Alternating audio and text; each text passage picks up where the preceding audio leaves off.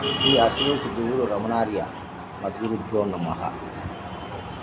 మౌనము ఆధారమైతే మాట అనేది ఆదేశం, నిరాకారం అనేది ఆధారమైతే సాకారము ఆదేయం అవుతుంది. పరబ్రహ్మము ఆధారమైతే ప్రపంచము ఆదేయం అవుతుంది.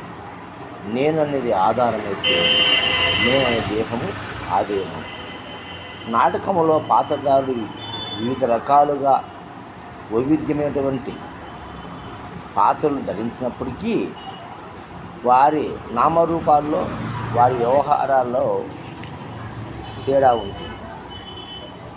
ఒకరికి ఇంకొకరికి భేదాలు ఉంటాయి.